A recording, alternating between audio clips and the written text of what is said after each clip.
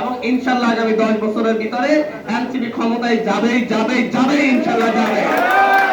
আমার মনে হয় বেগম জিয়ার মতো হয়তো একবার এসে তারেক রহমানও বাধ্য হবে সেই ধরনের আবার যৌথ বাহিনী গঠন করে দেশকে শান্ত রাখতে, তার দলকে বাঁচাইতে এদের বিরুদ্ধে অভিযান চালাইতে বাধ্য হবে। এটা চরম বাস্তবতা।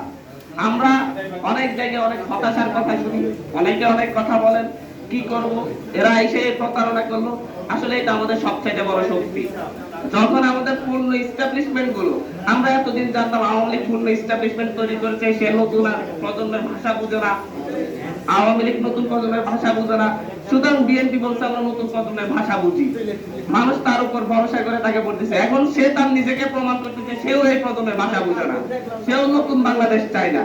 এতদিন আওয়ামী লীগকে আমরা ভারতের দালাল জানি, তারা ভারতীয় আধিপত্যবাদকে বিস্তার করার সুযোগ করে দিয়েছে, তারা হচ্ছে আমাদের যেই পশ্চিমা আধিপত্যবাদকে বিস্তার করার সুযোগ করে দিয়েছে, আমরা তাদেরকে পতন ঘটিয়েছি।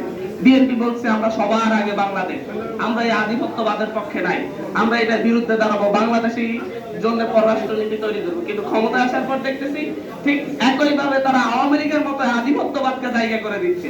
ইরানের উপর হামলা হয়েছে, সেটা প্রতিবাদ করার সাহস করতেছে না।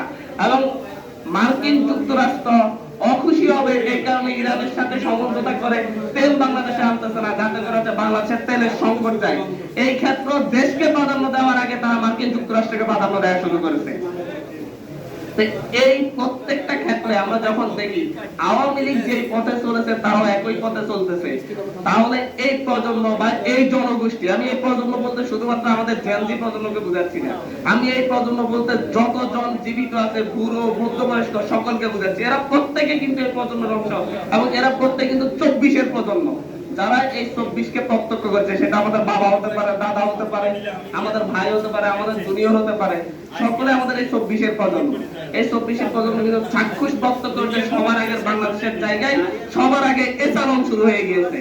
সুতরাং এই দেশের মানুষ তাদেরকে সেভাবে প্রতিহত করবে ইনশাআল্লাহ। আমরা এই সুযোগটা দেশের মানুষ সব কথা বলবে না, রিকশাওয়ালা তার থেকে সাদাবাজি করে সে সহজে প্রতিবাদ করবে না, সিএনজিওয়ালা তার থেকে সাদাবাজি করে সে সহজে প্রতিবাদ করবে না। সব সময় প্রতিবাদ করার একটা গোষ্ঠী থাকে, তারা হয় নেতৃত্ব।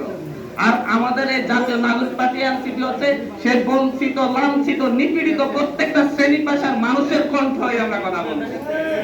এবং আমরা সে বঞ্চিত, লাঞ্ছিত, নিপীড়িত মানুষের কণ্ঠস্বর হয়ে আমরা যখন কথা বলবো, ওই মানুষগুলো আমাদের পিছনে এসে দাঁড়াবে, দল বড় হবে, পার্টি বড় হবে, নেতৃত্ব বাড়বে, এবং ইনশাআল্লাহ আগামী 10 বছরের ভিতরে এনসিপি ক্ষমতায় যাবে ইনশাআল্লাহ যাবে। এবং সারা দেশে যেভাবে মানুষজন, আমরা বিভিন্ন এলাকায় যাই, আমাদেরকে বলে তোমাদেরকে আশা করছিলাম শাপলাগুলিতে ভোট দিব, কিন্তু আসলে পারিনি। এই যে শাপলাগুলিতে ভোট দেওয়ার যে আকাঙ্ক্ষা মানুষের মধ্যে জন্মাইছে, এটা আমার মনে হয় যে 20 বছর 30 বছর এমনকি 50 বছর পূর্ণ রাজনৈতিক দলের ভোটে ওই মার্কায় ভোট দেওয়ার আন্তরিক আকাঙ্ক্ষা তাদের জন্মাই নাই। মাত্র 30টা আসন ইলেকশন করে তৃতীয় বৃহত্তম রাজনৈতিক দলের শাপলাগুলি হয়ে গেছে। সেই জায়গা থেকে সামনের দিনে স্থানীয় সরকার ইলেকশনে আমরা অংশগ্রহণ করবো। যতগুলো স্থানীয় সরকার ইলেকশন হবে আমরা চেষ্টা করবো প্রত্যেকটা, সেটা ফ্যামিলি হোক, মেয়র হোক, উপজেলা হোক, প্রত্যেকটা ইলেকশনে আমরা অংশগ্রহণ করতে চেষ্টা করবো। আমরা প্রত্যেকটা জায়গায় প্রার্থী খুঁজতেছি, আমরা সবার জায়গায় আমাদের যারা আমাদের জাতীয় নাগরিক পার্টি থেকে ইলেকশন করছে তাদের প্রত্যেককে আমরা প্রার্থী করে, এবং মানুষ জাতীয় নাগরিক পার্টিকে ভোট দিবে। কোন ওয়ার্ডে মানুষ 500 জন ভোট দিবে, তারপরে জাতীয় নাগরিক পার্টিতে 500 সাপোর্টার তাদেরকে ভোটের সুযোগ করে দিবে ইনশাআল্লাহ।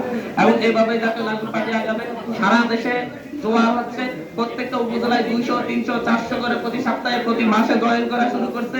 এবং এটা এনসিপি বসন্ত নামে পরিচিত হবে পুরো 2024 সালের এই সালটা ইনশাআল্লাহ। সর্বশেষ কথা অনেক গুছিয়ে আনলে একটা কথাই বলবো, যারা সরকারে গিয়ে ধরাকে সরাজ্ঞান করতেছেন না, যারা মনে করতেছেন বাংলাদেশে, আমার মনে হয় বিশ্বের এমন কোনো ইতিহাস নাই যারা গণভোট হওয়ার পরে 70% মানুষ গণভোটের পক্ষে ভোট দেওয়ার পরে সেই গণভোটের বিপরীতে দাঁড়িয়েছে, এই রেকর্ডটা, এই বাজার রেকর্ডটা বিএনপি সরকার গঠন করে তৈরি করে দিয়ে যাচ্ছে। গণভোটকে মর্যাদা দিচ্ছে না, এর চাইতে বড় বিশ্বাসঘাতকতা বাংলাদেশের মানুষের বার হতে পারে না। এবং গণভোটের সেই প্রশ্নগুলাকে আবার নিজেরাই এখন এসে প্রশ্ন করতেছে, অথচ এই গণভোটের প্রশ্নগুলাতে এই দেশের মানুষ হ্যাঁ ভোট দিয়েছে।